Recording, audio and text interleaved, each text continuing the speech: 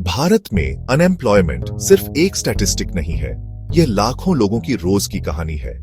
एक बढ़ते जीडीपी के बावजूद अपॉर्चुनिटी गैप बढ़ता जा रहा है, खासकर हमारे यूथ के लिए। यह इमेजिन करें, ऑनऑफिशियल अनएम्प्लॉयमेंट रेट 6 to 7% के आसपास है, लेकिन अगर आप 20 कुछ साल के लोगों पर झूम करें तो यह 20% से ऊपर तक पहुंच जाता है।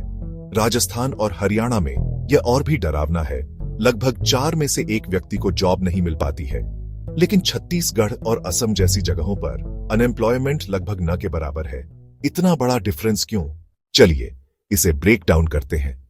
हमारी पॉपुलेशन बढ़ रही है, लेकिन जॉब्स उस हिसाब से नहीं बढ़ रही है।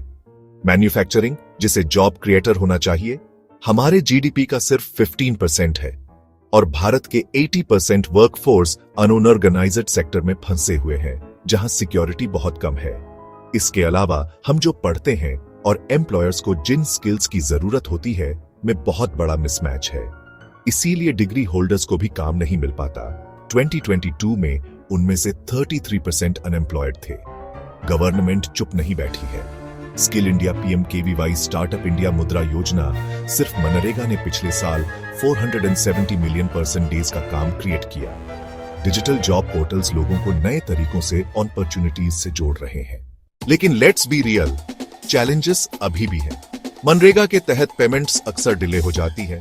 महिलाओं की पार्टिसिपेशन सिर्फ 21% होने के कारण बहुत कम है, और ज्यादातर जॉब्स अभी भी अनऑर्गेनाइज्ड सेक्टर में है। कुछ लोगों को अब्रॉड अपॉर्चुनिटीज मिलती है, लेकिन इससे ब्रेन ड्रेन का रिस्क आता है। तो आगे का रास्ता क्या है? हमें स्मार्टर पॉलिसीज और स्ट्रॉन्गर पब्लिक प्राइवेट पार्टनरशिप्स और स्किल बिल्डिंग में रियल इन्वेस्टमेंट की जरूरत है। अगर हम अभी एक्ट नहीं करते तो हमारा डेमोग्राफिक डिविडेंड जल्दी ही एक डेमोग्राफिक डिजास्टर बन सकता है। लेकिन अगर हम इसे सही करते हैं तो भारत का यूथ अगली बड़ी इकोनॉमिक लीप को फ्यूल कर सकता है। चॉइस और फ्यूचर हमारे हाथों में है।